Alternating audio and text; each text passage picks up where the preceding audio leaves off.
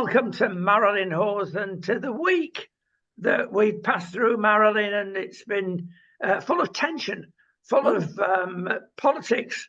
Politics equal tension these days, and a lot of people are getting fed up with politics. So we'll make them even more fed up today because lots of things are going on.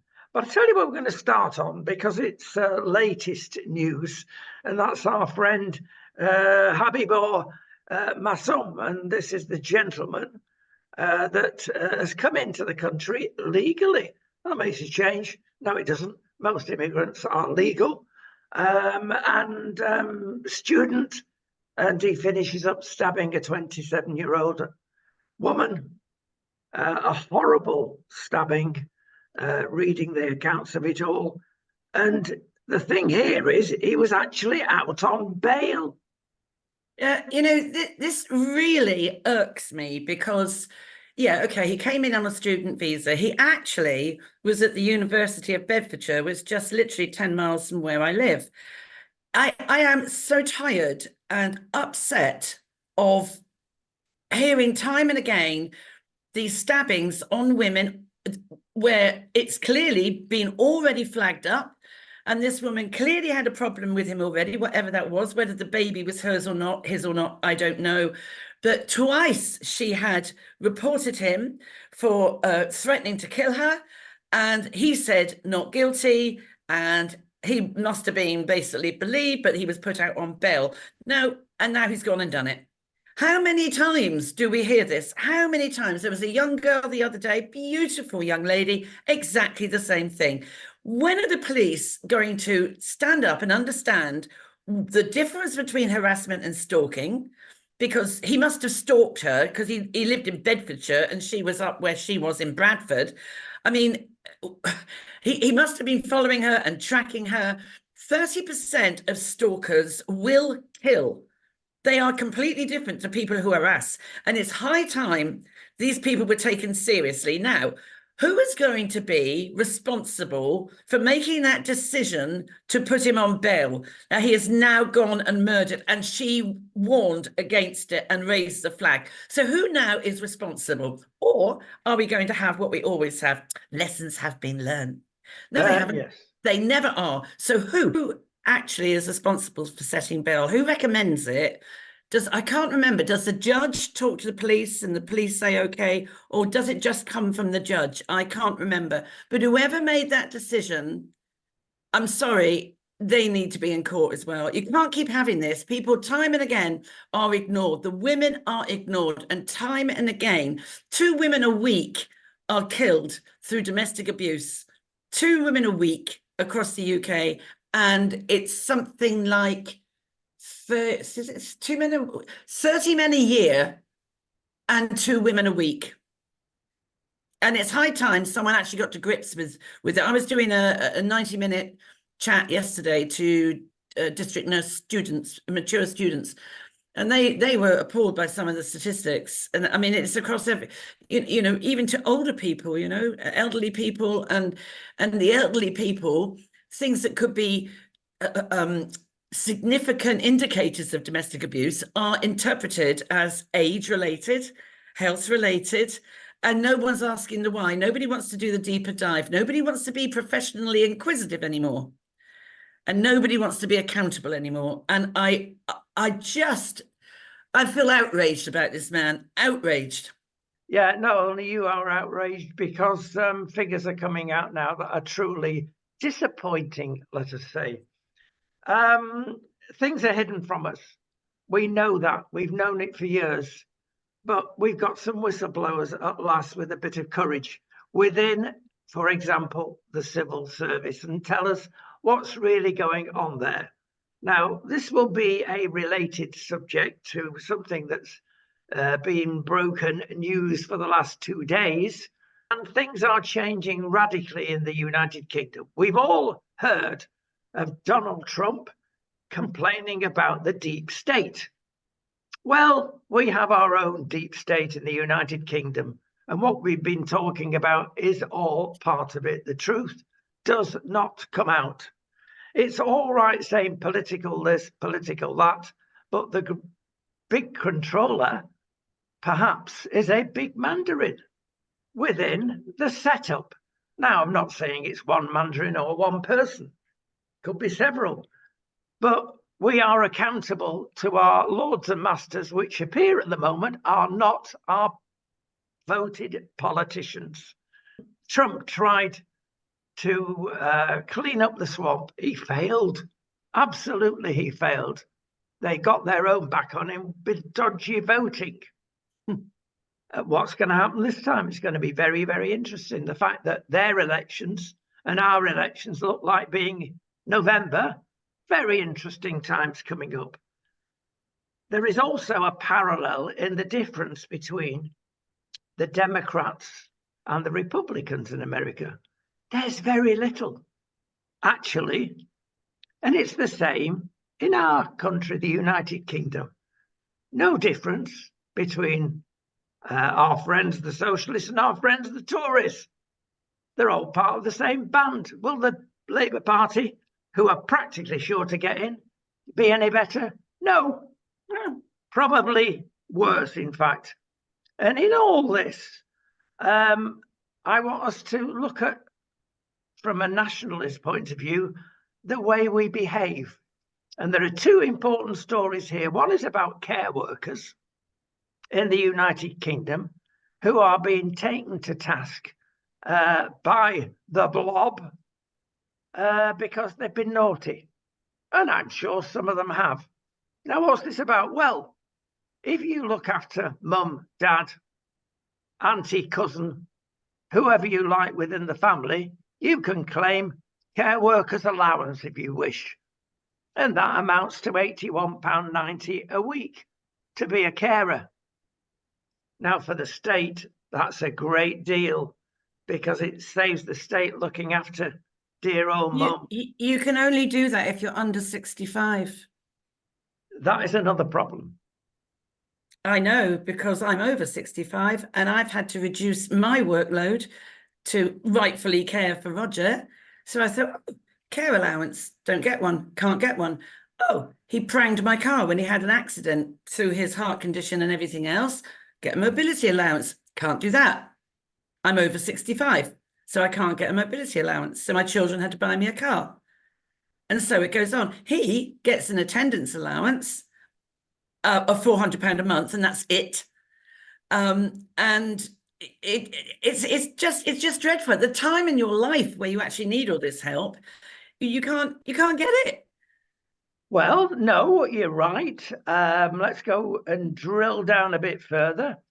Once you earn in your prime job £151 a week, then that allowance of £81.90 is cut off completely. That's right. Wow. That's right. No. Why isn't it tiered to come down? I agree. And the thing is, no one tells you this. So when I became, I hate this word, I'm Roger's carer. I'm Roger's wife, for goodness sake. But when you go down this slippery slope, no one tells you what you can get, what you can't get, what you're entitled to. Now, he has Parkinson's. Now, Parkinson's seems to be a door that immediately opens for you because it is the one illness that is treated as terminal. Even cancer isn't treated as terminal because you might recover, but there is no way back from Parkinson's. So you do get seen quicker. Things are open to you, but you still got to find it. Nobody comes up and says, oh, look, now you've got Parkinson's, you can do this, you can do that. He only discovered the other day that he can get special treatment not being paid for because a dentistry. Well, no one tells you this stuff. It's all kept ever so well hidden. Now, I'm not unintelligent. So I know how to work my way around, looking for things, Googling things, researching things, finding out. So you just suddenly discover overnight, in my case, that you're now going to be like reducing your own income, blah, blah, blah. No one helps you. No one tells you what's out there. And as I say, I spent hours, I spent months trying to find out. I mean, the government websites make it so complicated, and they don't actually tell you the difference between what is a care allowance, what is an attendance allowance. You really have to deep dive into it to find out what you can't get and what you can get. Some things are basically the same, but by a different name. They don't tell you that. And if you were, say, like visually impaired and not the brightest apple in the pack, you wouldn't have a clue. And there must be loads of people out there and carers out there that are being shortchanged by what is actually their right, having paid their taxes all their life. And I have a neighbour just around the corner from me, very intelligent couple. Her father rather, has just been also diagnosed with dementia and Parkinson's, and she had such a shock when she knew what she could claim for her mother. And she said, well, I never knew. And no one tells you. No one tells you, and no one appreciates what we are doing to save. What we are shortchanged financially at the wrong age of our life to do stuff for our poorly relatives, which is okay, it's fine, but you also take a financial knock yourself, and you also take a life-limiting knock, because your own social life, or what you had maybe with your partner, but also what you did separately, is now affected, impacted, and it can be quite isolating. It's not a nice place to be in, and I don't think people regard us enough for what we do. No, absolutely. And let's rub salt into the wound, because that's what His Majesty's government are doing to you through the tax office, because they have discovered that everybody is not being as honest as they should be, or confused they may be, or they just didn't realise. So what's happening basically is what's happening to the post office workers, because apparently a computer fault, which actually comes in and says if a person is over the £151, they will immediately be advised, and therefore will not have to say to the local authority, local tax office, etc., that you've now reached the limits. People are careless about these things. Let's be charitable. Some people have finished up with a bill of £20,000 because it's gone on for years. And some people have been threatened with 6 months in jail as a criminal. Now, well, that's not going to happen. They're full. They can't even put the criminals in there that should be there. They haven't got any space. So that's not going to happen. It's a mess, isn't it? And it's down to the computer again. They're blaming the computer. I'm sorry. Rubbish in, rubbish out. That's the famous saying with computers. And it's particularly apposite on this occasion. Somebody has to feed the computer, though. Exactly. A human being has to set up the programming. Yes, and it's the attitude about this. If you're a real villain, and if you're doing whoever, whether it be the NHS, whether it be HMRC, whoever it is, you get away with it. But if you are innocent, and a lot of these people are, or even say half innocent, and maybe they're getting away with it, maybe they're hoping to do an Angela Rayner. Oh, that's another subject. Oh, watch your mouth out. Yes, and they'll jump on you because you're an easy cop. Yeah. Because innocent people rightly get very upset, and rightly upset, at being accused of something that they haven't done, like the post office workers. I want to see people like Paula Furnells arrested and charged for not saying or talking about any money that she got from the post office scandal. So, I mean, the post office is just not fit for purpose. I mean, really, it is dreadful. I mean, my postie is such a nice guy, and he said, when the changes come in, it's going to be absolute chaos. Here we go again. Why fix, he said, why fix something that's already, it's not broken? Why fix something that's not broken? Employ a few more people and do as it's always done. And he was saying it's just not going to work. And I said, well, it's the same thing when the banks, I remember when Lloyds Bank took over Trustee Savings Bank, then everything became computer ran, and you wouldn't be able to see the bank manager anymore. And it was an absolute frightful mess. This is the thing, computers are not the answer to everything. They have their place, excuse me, they have their place. But you can't just keep blaming the computer because somebody programmed it. And to threaten people who are innocent, maybe elderly, with prison, I mean, it is actually it's terrible, but it's also laughable because, as I say, they can't even put in prison those who should be there because of lack of spaces. It's just such a load of rubbish. It's such a mess. It is such a mess. It's depressing. And I was watching a programme the other night, Michael Portillo, Coastal Rail Journeys around Britain, right? And I said to Roger last night, isn't it a beautiful country, except the people who govern it? It's a mess. You look at the country, it's beautiful, but we're so bogged down with the mess that is civil servants and the no leadership, that just lack of spine to change anything. Woke. It's just so depressing. Postal workers, sub post offices, before we leave the subject, I'm going to say a lot of noughties are going on here. The government are kicking into the long grass, basically the whole thing, as long as they can make it last, perhaps until the next government get in, one wonders. Because what's been offered to these postmasters is derisory. If you offered them what they were truly worth, the damages that have accumulated, it's millions and millions. Absolutely. They've been offered £100,000, which is derisory. Absolutely right. But the people like Paula Vanells and her merry band, who refuse to discuss it, who are supposed to have earned millions out of this, they should be repaying it. They should pay it right back, and they should be charged. And I agree. I saw something that Nadim Sahawi, he is calling, and rightly so, for corporate manslaughter for the people from the post office. 4 people have took their own life through that post office scandal. And there are others who have had strikes. There are others who have got early onset dementia. All this happens from stress. And then you've got how the impact on the parents, how it impacted the lives of the children.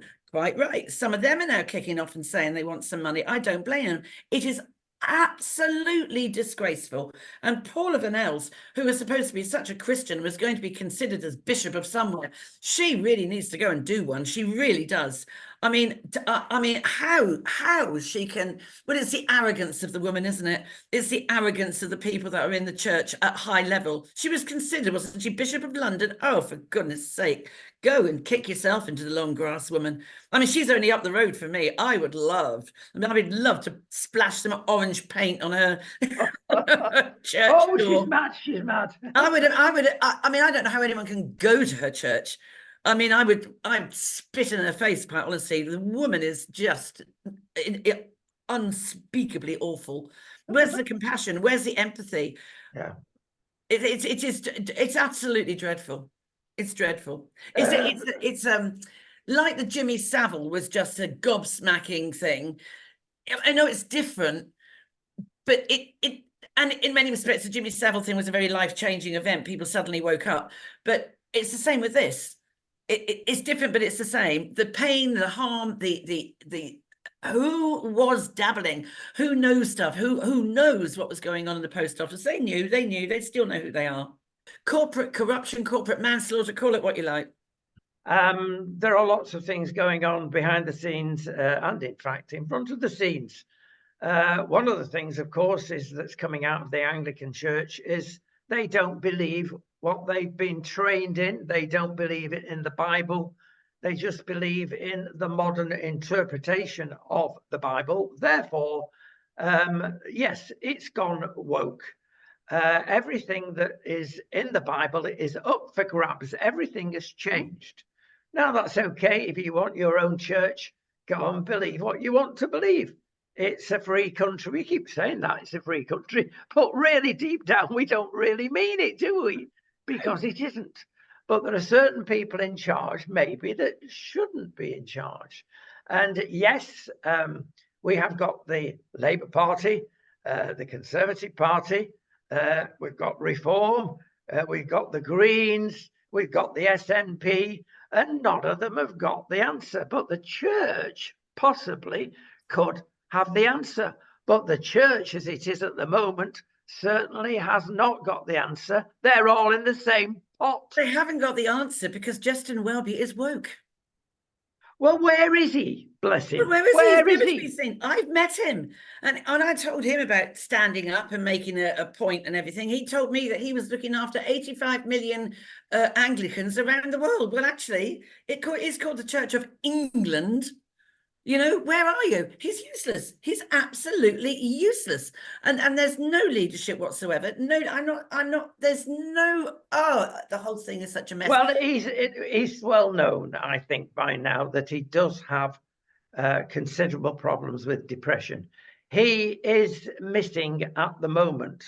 And we've got to take that into our minds and hearts and say, well, is there reasons? But there's no reason for not putting somebody to help him or even replace him. Absolutely if right. he can't cope, if he can't cope, then he should be in love enough with his religion and all it embraces, or in his case now doesn't encompass, to put somebody in either, as you say, as wingman or somebody else. Because I mean, there was a bit in the paper the other day about you know, falling numbers in the church. Well, is it surprising? Is it surprising? I mean, and when you go to a church service, it's like where I go sometimes. I don't go every time, but when I go, you think you're supposed to be full of joy and praise, and it's like a dirge.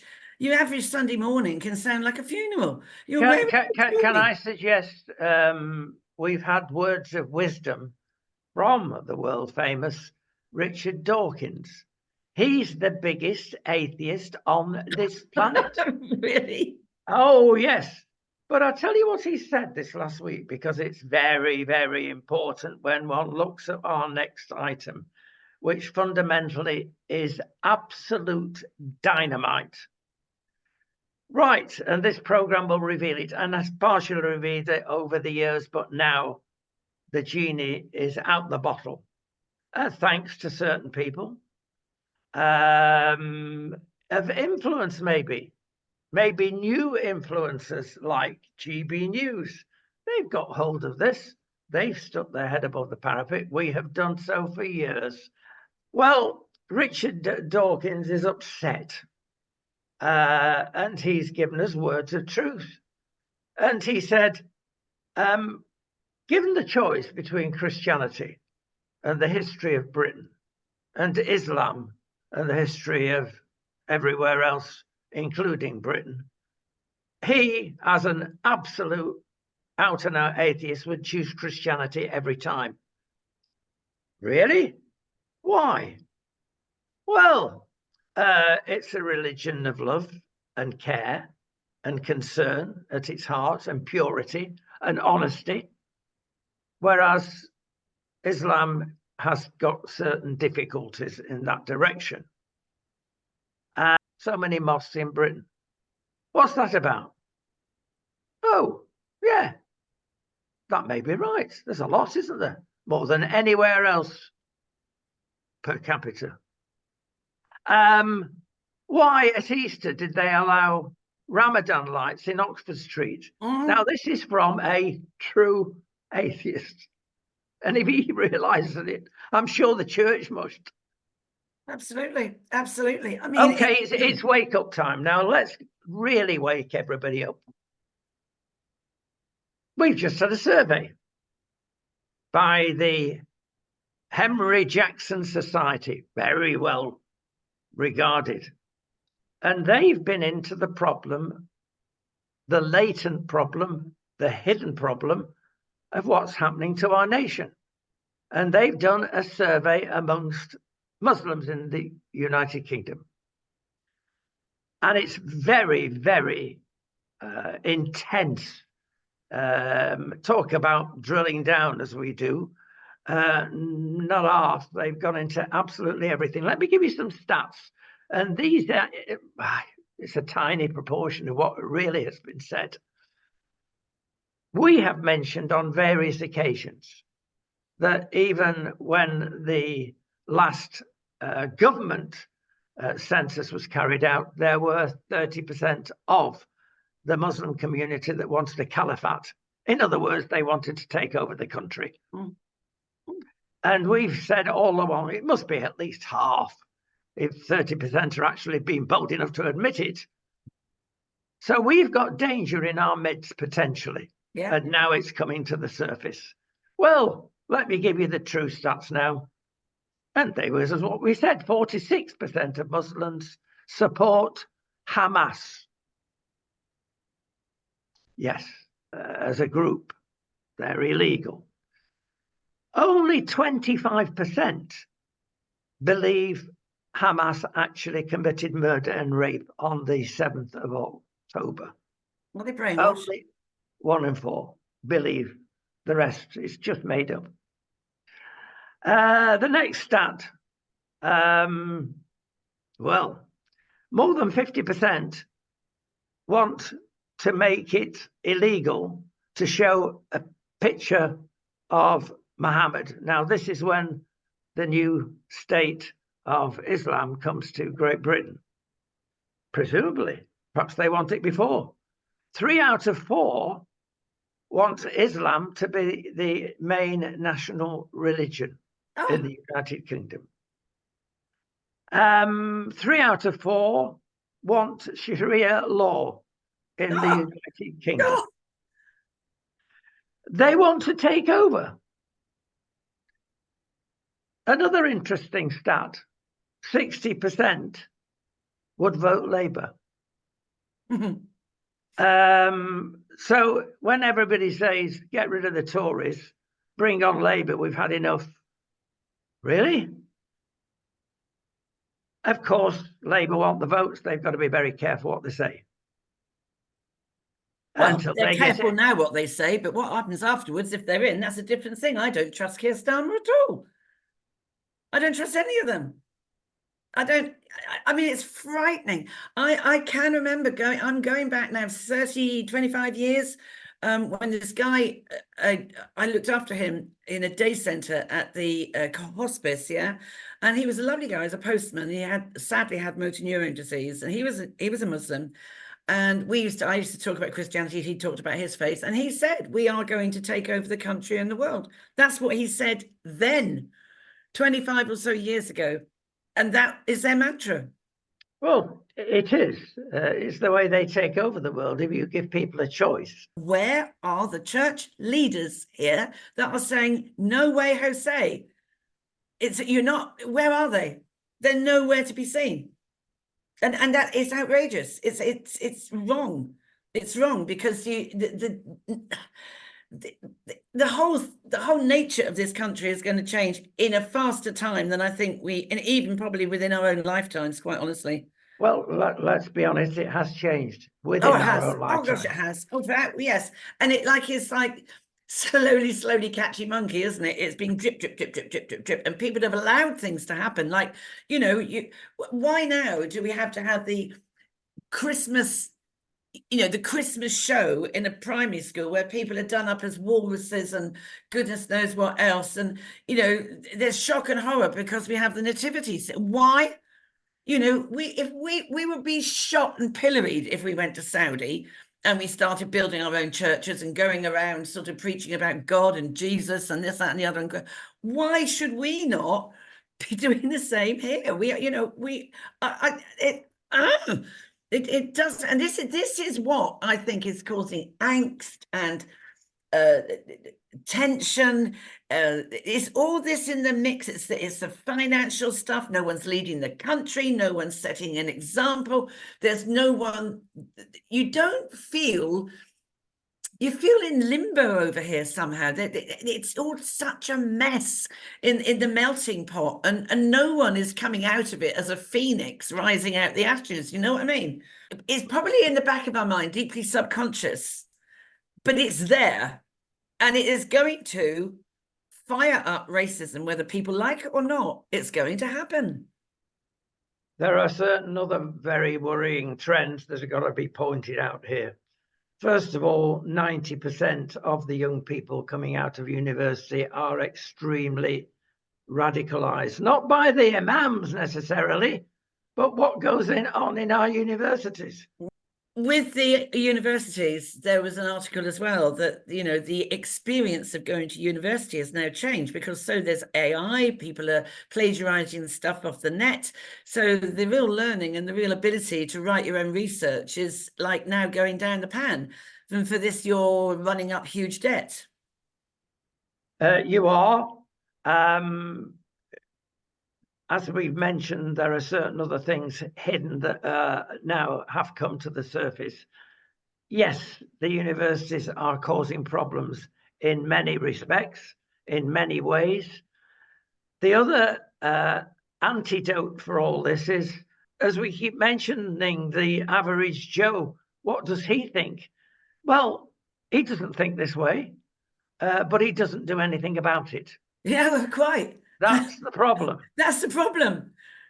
They sit and take it. They just sit and take it. So complacent, moan about it, but don't do anything about it.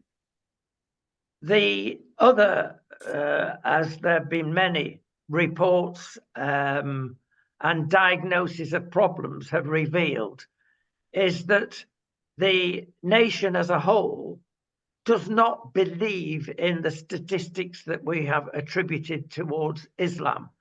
They are completely divergent. In other words, when nearly half of Muslims believe a certain thing, like the Hamas are good people, you try and ask that to the average Brit, even though the average Brit has been brainwashed in this country to be pro-Palestinian. Goodness knows where that's come from. Well, we do know where that's come from. And allowing for that, there is a massive split in the country that people decades ago saw, spoke about, and were invited to shut up. Now, back to our civil service and the influence of the mainstream media. Something this week has happened that I thought I'd never see, and that is the dear old Daily Mail. Because the Mail has always taken a view, we know it's a rightish wing view, not extreme right at all. They did a big article on this whole subject and other subjects without mentioning, because all the stats hadn't come out then, but it mentioned the problem that we know we've got in the United Kingdom. And do you know what? The Daily Mail did not mention in this massive long article about the woes we are talking about now. They did not once mention the word Islam. Yes, they clouded it in nebulous language. If everybody knew reading the article, well, most people knew that the reality, it was about Islam. But the Daily Mail daren't, or were told not to, put in the word Islam. But it's not just all of that. It's not. I mean, you've only got to look at the criminality. Time and again, you see it. This guy that stabbed this woman. You know, he's like, I don't know what his nationality is, but he's probably Muslim. He's probably. I don't have a thing about the Muslims per se. It is like everything else. It is the fundamentalists. It's the fire blazing people, not the nice. There are plenty of nice, gentle ones that are not part of this problem. I mean, our optician is Muslim. He's lovely, and he completely disagrees with what's going on. And some of the young and middle-aged Muslims, it's like almost they are split. You have got the very anglicized ones, and this guy he's got a profession, he's an optician, he's a really nice guy. And then you've got the others who want radicalization and are up to no good, but you can't shut it down, because it is exactly the same. If you write for the Freedom of Information Act and you want to find out the nationalities, the cultures that have been involved in child exploitation, we don't keep those. No, they don't keep them. Why? Exactly. It is a shame on the nation. Denmark have produced figures that struck everybody down because they reveal the truth. Yeah. We did. And it's the same truth in Denmark as it is in Britain. Sweden, I mean, they've got horrendous problems over there with the migrants. I mean, they used to be such peaceful countries, and they are the rape capitals of Europe. Now they have a terrible time, the gangs, and it's, it's just dreadful. It is just dreadful, awful. Well, but I mean, it is, people do need to, but as usual, we won't do anything. We'll only do anything when it's too late. That's what happens here, isn't it? Because there's no one who's got the balls to stand up and say something. The centre of the problem is going back to our civil service. Absolutely. This is what is happening. It is a deep swamp, as it is in the United States of America. I have never read it, but isn't there a thing called the Great Reset or something? Yes. And I haven't read it all, but my friend's husband absolutely believes in that it's like a handful of people that are basically running the world well hidden. I think he's right. And the more it gets, the worse it is. But if people looked at what the Great Reset means, it's frightening. It's frightening. Well, we've got to be careful of conspiracy in all this and going OTT. There are certain people, and we all know the big names that are attending the World Economic Forum. And some stuff that is coming out from that, together with the WHO, is certainly not conspiratorial. There are certain people who would like to run the world. Mr. Schwab being one of them. Perhaps Bill Gates and co are the others. And Schwab, for instance, has come out on many occasions saying some frightening stuff, such as, we will look after you. You've got lots of problems if you own 1, 2, 3, 4 houses. Well, we will take them off you and we will redistribute your wealth so that you've not got any worries and the rest are fed and watered and very happy that you've decided to spread your wealth about. Meanwhile, we'll control the whole thing. Well, I bet they will. Now, that is 1984 on steroids, of course. Yeah. But there are factions like this. How big they are, they're big. Whether they could get away with it, who knows? But let me again mention the T word, treason, come back to our own country and say what is going on is treasonous. Well, and I'm sure the laws on treason still exist, but nobody wants to action them. That's the problem. I mean, it's people need to just step back from their busy lives and do a reboot of what's going on, don't they, really? Instead of just like busy, busy, busy. Oh, read the paper. Here's something on the news. Oh, isn't that awful? Isn't that awful? Busy, busy, busy. On I go again. And that's why it gets passed by, because no one is actually settling down and thinking, hang on a minute. Let's have a think about this. They're just so busy racing around like headless chickens. No time to even talk to their partner, let alone their children. And nothing gets sorted. I think you're absolutely right. Perhaps we should all go to a monastery for 12 weeks. Yeah, 3 days would be good enough. Silent retreat. Open your mind and your brain and have a real think and have a real look. I mean, I say again, Enoch Powell. Yes, it was G.K. Chesterton, of course, when we're talking about the ultra-liberal society that we've got here, that said quite wisely, you can be so open-minded that your brains fall out. And that sums everything up where we are, I suppose, doesn't it? And it's Emperor's New Clothes as well. We're in a frightful state. It is frightening, and I think you could just be, and we are just too egalitarian about everything. It is just, and the woke people. I mean, I know my my daughter. I know they're woke. I mean, they live, the Bermuda couple. They are, because then when I have an opinion about what's going on over here, oh, you can't say this, you can't. But I said, you don't live here. What are you on about? You don't live here. You don't know what it's like. We can. At least I live there. I live here. You don't. You can't. But you can't say this about people. You can't say that about people. I can. I don't mind who comes here. If you want to make a good contribution to the country, if you're going to bring in your skills and your professions, and you're going to be really good consultants and doctors and dentists and vets or teachers, whatever, come in, because our lot are too damn lazy. If you, but not come in to just set up your gangs, rape and pillage, do nothing, live off the state. I'm sorry, that's just not acceptable. And we need a point system like Australia. Yes, indeed. We'll leave that subject and we'll go to one even more serious, and that's called the Saharan dust.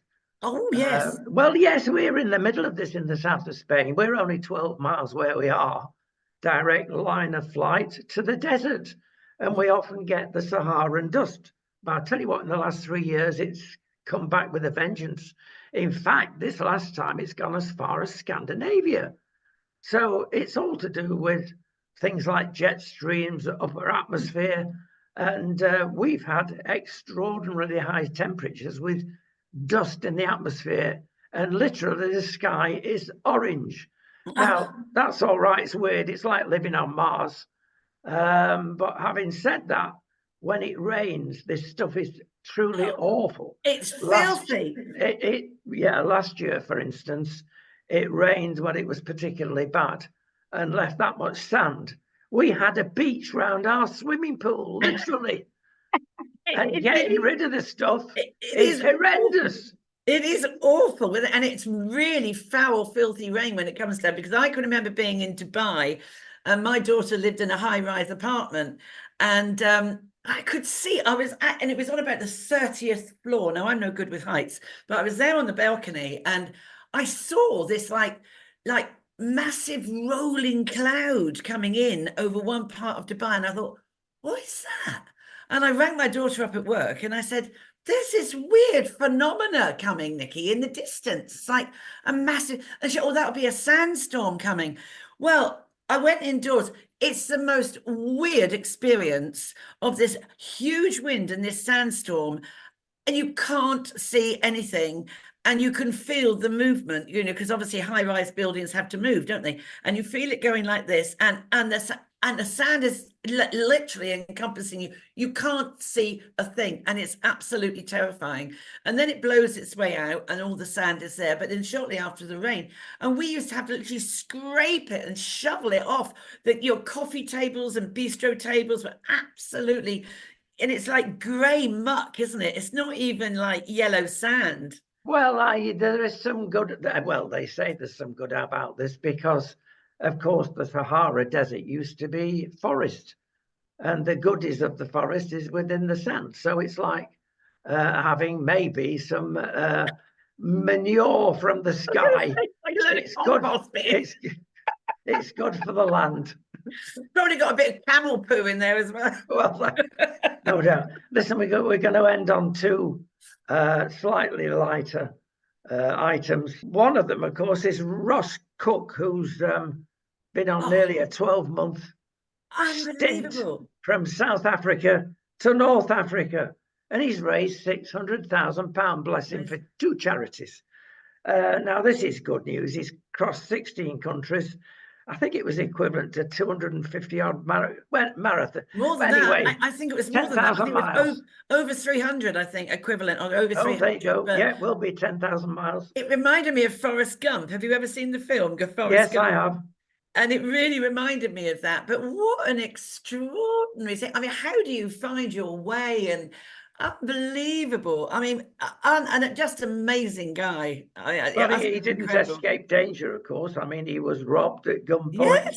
Yes. Passports gone, phones gone. Yeah. I mean, in fact, some villages in the Congo actually sequestered him. Kidnapped him. And why? Goodness me, they had to pay some money. His mates got together and paid the villagers.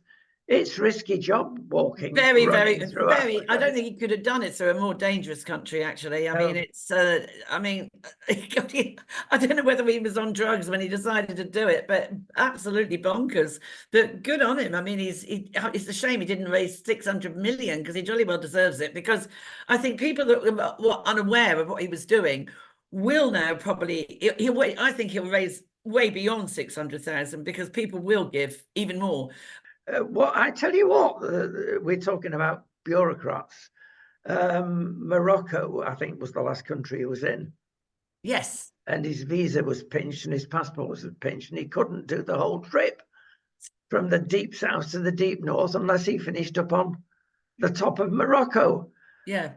And there wasn't a way around it till some civil servant said, we'll create a special visa for you. So you see, you can have some good civil servants with a bit of common sense instead of a tick box society that we're in most countries. Absolutely. Lastly, fish and chips. Now, if you want to save Britain, you can only do it one way, and that's through fish and chips. that have come in for so much bad publicity by the wokes. Oh, you can't eat fish and chips. This it's is the too guy, greasy. isn't it? It's horrible. And then Mr. John Tinniswood, age 111, asked the usual question, of course. Give us the secret. And he says fish and chips every Friday. And he's right. We have done a survey because we are into restaurants. We have our own restaurants, etc. In UK. And some of them actually are basic high class fish and chips. And we've always done our own posters, and we've done naughty posters saying, and I, for one, love Indian food. Me too. Eat a lot of it. But we have investigated Indian food, Chinese food, pizzas, hamburgers, on their quality of eating and their goodness for the heart and soul and body. And you know, fish and chips are healthier than all the rest put together. That is interesting. But see, Greek, I love Greek food. Greek and Turkish food I like. Now, Greek food is very good for the heart. Very good. The Mediterranean diet, I yes. love it. Not enough Greek restaurants, I feel, around. But no, lovely, lovely. But there was a dietitian that said you should eat a jacket potato a day, because a jacket potato contains every nutrition thing you want. And he said it's a jacket potato. Well, what's not to like about that? I actually love potatoes. I could live off potatoes. I love any way you want them. I love them. Well, it's just that you go in and out of fashion with spuds, you know. Some days they do you good, some days they don't. There are tips, of course. If you ate fish and chips every day of the week, of course it's bad for you, but you can quite safely eat them twice a week, and it's actually better than other foods. So go to your nearest chippy. The other thing, finally, there's been a lot of chip shop talk this week about, and last week, about Easter eggs being put in batter and deep fat fried. Oh. And you can't think of anything worse until you try them. Oh. And there was a whole television program, and every single person that tried them said, I didn't want to do it, but now I've tasted it. It's gorgeous. No, you know. It is. It started with the Mars bar, battered Mars bar. That's right, the battered Mars bar in Scotland. Well, we've experimented with them, being in the business, and they do taste gorgeous. Now, I'll give you even one that's worse than all this, and that is deep pan-fried pizza in a chip shop pan. You throw in the pizza, and we tried it, and they're especially made to be cooked in a deep fat fryer. You pull them out, and they're very, very greasy. They're not to my taste, to be honest. But having said that, they are delicious, and the public love them. Now, that kind of food is bad for you, because not only have you got the sugar, you've got the extra fat infusing itself into the actual Mars bar or Cadbury's Cream-Aid, but you must try it. No. Well, I'll tell you what, I'll try that. In your life, try it. I'll try that if you try the Easter speciality from Bermuda, which is fish fingers in hot cross buns. Oh, no, I could do that. So listen, what's the difference between sweet and sour and that? Horrible. Give me a salad any day. How boring she eats grass. Chips and salad. Yum, you're all Indian, all Greek food. Oh, there you go. There's the recommendations for this week. After the bad news, we got the good news. We finished on a good news item. We'll see you next week. See you next week.